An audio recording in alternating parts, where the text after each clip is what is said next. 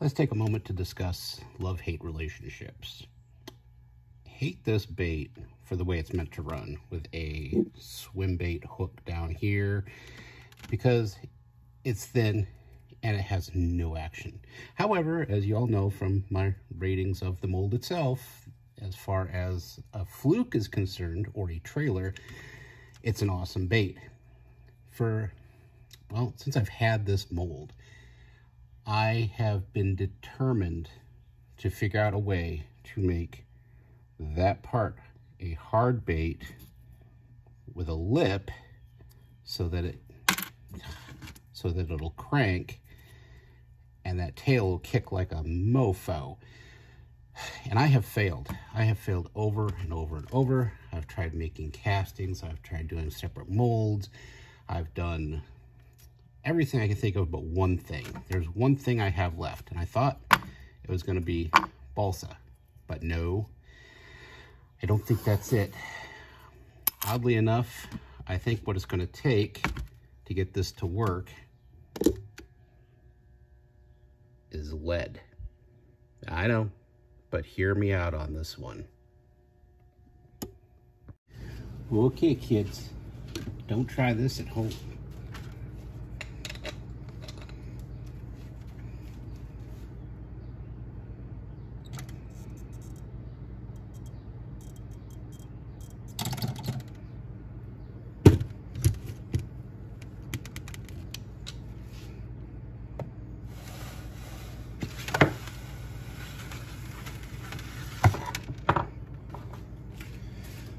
All right, so I did run this a couple of times to warm it up.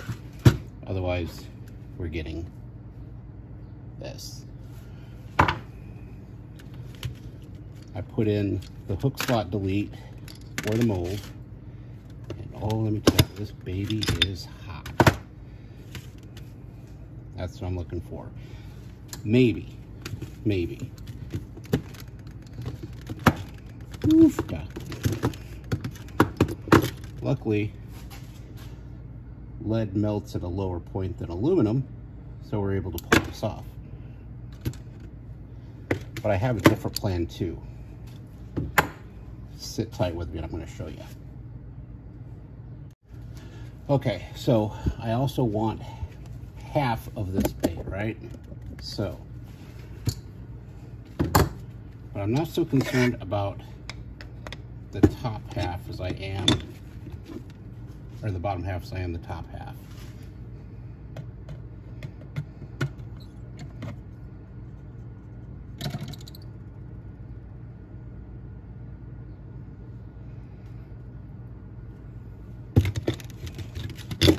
And there's a reason for my madness of doing this. You're like, why in the hell is he pouring a lead crankbait?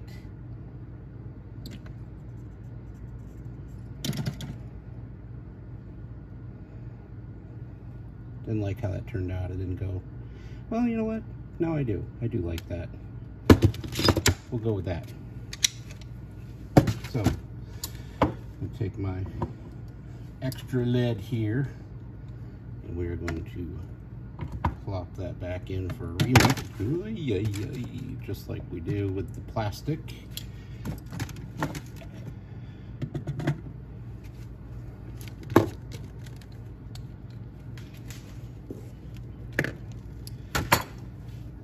On to the next step. Once this lead cools off, I can put it away. I don't like working with a hot lead pot close by. Safety first. Okay, big reveal. I bet they look like the plastic. Side one. There's side two. Now, I do not want them or need them to match up exactly flush. You'll see why here in a minute. Next up, this little rudimentary device I've been using for several things.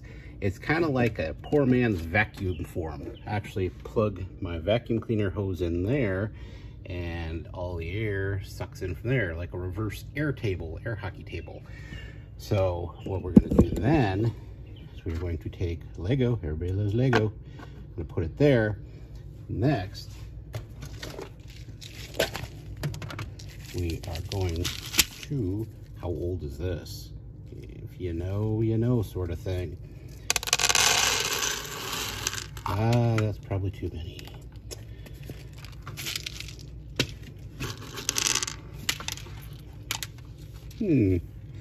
How about this?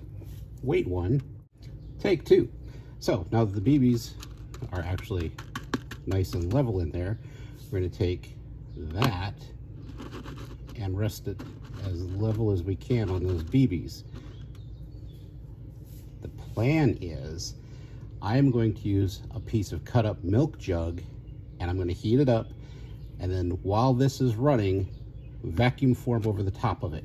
I'm going to do that with both halves, and then I should have two vacuumed forms of this mold to work from.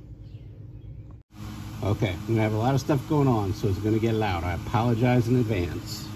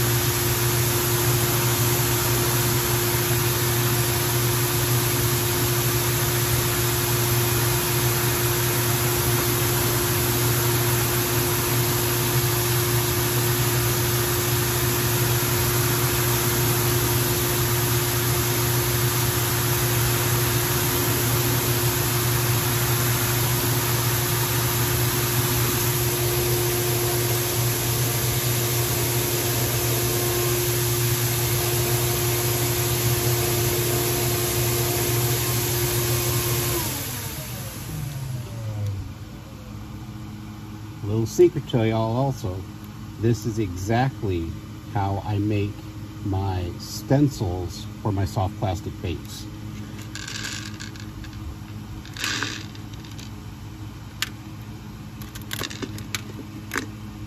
Now I have the first part of the bait, and I can cut that out and trim it to exactly how I want it. I'm going to do that with the second one, and I'll be back with you. Okay, hopefully the fan's not too loud, but I had to turn a fan on. It's so hot in here.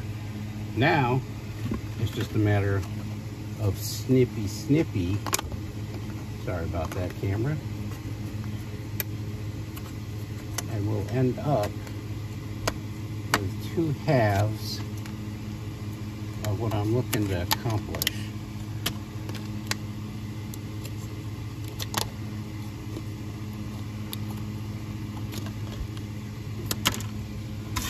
And yeah, they're rough right now.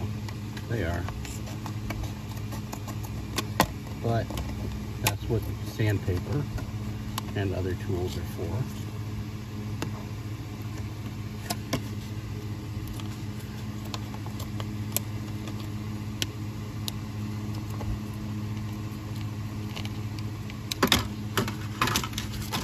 So,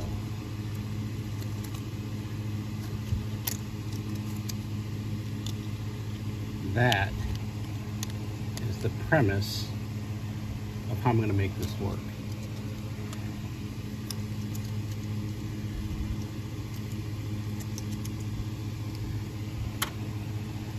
So I think I'm going to trim it back a little further, sand the edges, UV glue this all around, trim up the edge real nice, and then I think I'm getting close to what I'm after.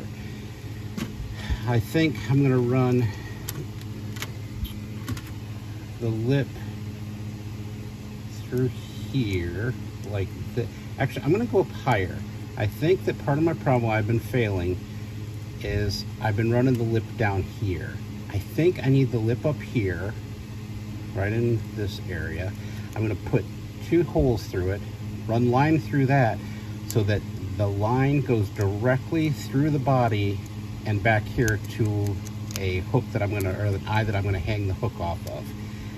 That way, it's plastic. It's, I mean, for God's sakes, it's milk carton, and I will probably put a lot of resin up front here to get that to harden to hold the lip in place. Then I'll run BBs through here for the weight, and maybe some sort of way to hook the tail on, maybe a screw or something like that to hold the tail in place. Problem is the tail's so thin that I may just actually need to glue it, but I'm gonna get to work on that and show you where we're going. I wasn't after the design of the mold or the anything like that. I just wanted the shape. I can make it look like anything I want with airbrush paint, so the shape is what I was after on this, even though on this side did do a pretty good job. Can't complain too bad. Anyway, that's what we're going for, and my camera won't focus. There we go. All right, so we need to get this lip to fit in here. And rudimentally,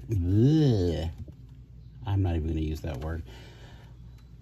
It looks crappy right now because all I did was did some resin across the top to get the top piece together so I can get an idea of where I want to put my mark. So I'm thinking, like I was saying before, probably something like this. So I'm just gonna go for that. It's very thin. It's about the same as this blade, and this is a heat blade.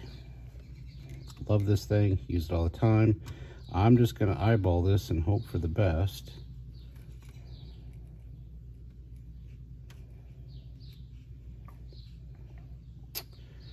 And it's very hot, but for some reason we're having trouble getting through that first layer of resin. There we go.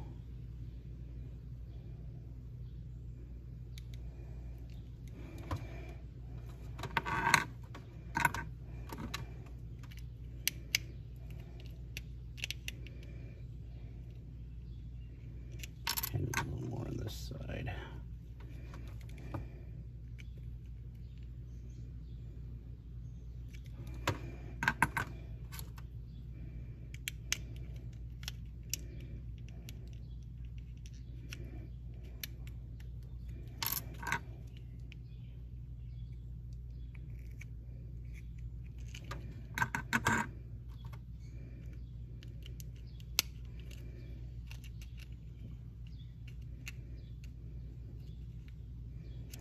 I want it to sit back any further.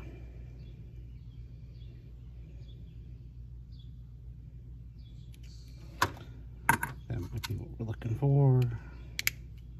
Oh yeah. Oh, if I could get that to hold in place. That's gonna be the next challenge. See, I still got a little hole there. It's not gonna match up perfectly when you cut that. I mean, I suppose if you did it over and over and over, you got really good at it, you could probably get those two sides to match really well. But for this application right now, I am going to be happy with this. I'm going to get that lined up as straight as I can. I'm going to drop some glue and resin in there. And if I were smart, actually, what I do is mark out where I'm going to drill those holes first for the wire and run the wire through and figure out how I'm going to run that wire form through there and down out the bottom here. That way when a fish is fighting it, they're not fighting and pulling on this fragile little piece of milk carton, but they'll be fighting right off of the wire and off the line. So here's where we're at. Have this sealed up here.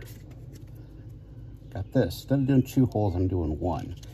And I tapered it so that that rod will sit like this. Now I'm going to have to put a little bit of bend in that for a couple of reasons. One, just so that it'll fit in the lip, of course. But then I'm going to have it go through here.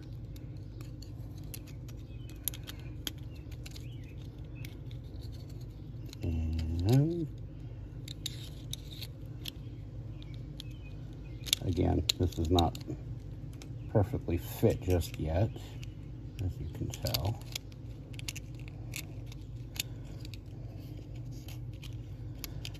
I hope I ran it through the right way, huh? Anyway, I'm gonna have it go through the lip, and then I'm gonna have, once it goes through the lip, the right way, which is this direction. Maybe I should actually mark that. Then I'm gonna have this go through here for the hook hanger. And then once I get that in there, I'm gonna bend this back into kind of an arrow so that I can actually just slide the plastic on for the tail. So I'm gonna go do all that next because, well, I'm sure there's gonna be a lot of swearing involved, and you know, I don't make any money on YouTube, but if I ever did, I don't want to get demonetized, right? So we'll come back after that's done. All right, so here's what we're now looking at. It don't look pretty. I'm gonna do some sanding and try and get it cleaned up a little bit, but you can actually kind of see the dynamics inside of it. Up here you can see I just loaded it with UV resin to hold that lip in place just in case. So then we got the wire going through. That's going to be the wire that holds the plastic tail in place. Probably put a little glue on that too, just to make it work better. But I'm going to sand it down, see if I can get a little more of a tapered edge on the front there, and smooth out these edges, and I'll get back to you. Also, one other thing while I can still do this, I left the opening, the tail open for this reason specifically. This is how I'm going to add weight and a little rattle. I am totally guessing at this, hoping that 4 will do it. Let's see if we can... Oh, well, 2 of them stuck into the epoxy up top, it looks like. Why I just did that to the camera, I don't know. I'm sorry. That was really dumb of me. But, see, 2 of them, 3 of them. Sorry. I'm going to put a few more in there.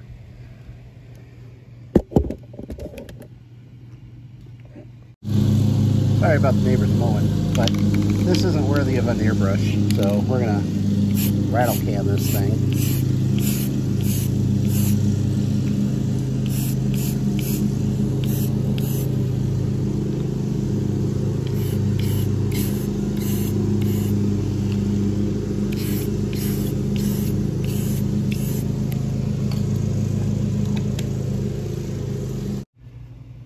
So, a scale reveal, I guess, right? We'll see if we don't just peel the paint right off of this. Oh, gosh. Oh, that's nasty. That's horrible. Whatever. Win some, lose some. You know what? Let's stick some god-awful eyes on this thing. I'll find some of the ugliest eyes I've got. I'm gonna throw them on there. Give it a clear coat. Oh, look at that. Look at that little run of... well, whatever. I already feel like this is either going to be like a huge fail, or it'll be successful beyond belief and it'll have the worst paint job and worst aesthetics ever. But if the fish like it, I guess I shouldn't complain. I hope you're all gonna laugh with me, cause there it is. That is so hideous and deformed.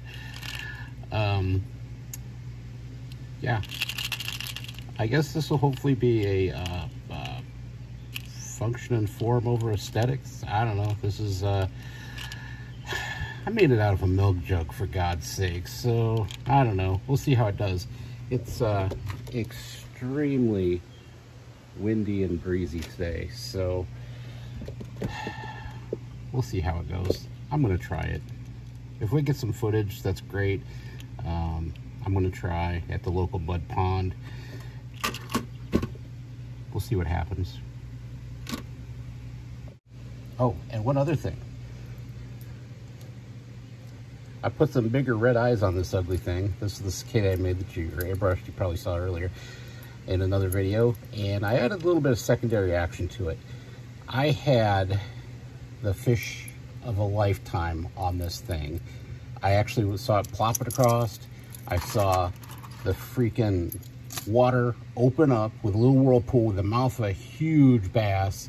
Saw it go down, waited a second till I saw the fish roll over, set the hook once, had him. Set the hook a second time just to be sure. My daughter's eyes were bulging out of her head. The pole was bent over halfway down, about ready to snap. Fought it for 10 seconds, and this little guy came popping right back at me. I don't know what happened, but I have a lot of confidence in that bait now, so I'm gonna keep trying it. If this thing sucks, I'm gonna jump over to that and try it out. Well, hopefully you can all hear me with this wind. I think we got a wicked storm brewing up here. But I tried this, and it floats. But here's the problem. It rolls on its side, unless you crank it really hard really fast.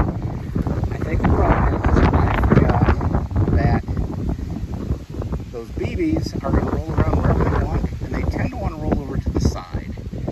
Now, if I was going to make a really good floating dying fish bait, I'm there, dude. But the other thing is this pond is so caked in scum. But I was getting it to run pretty decent. You have to run at a pretty good speed. Once that lip catches, it'll go. But this bait still eludes me. If I catch a fish out here in the next few moments, I'll let you know. But other than that, don't like, don't subscribe. I'm not your dad. I can't tell you what to do. But thanks for watching this additional failure. Have a good weekend.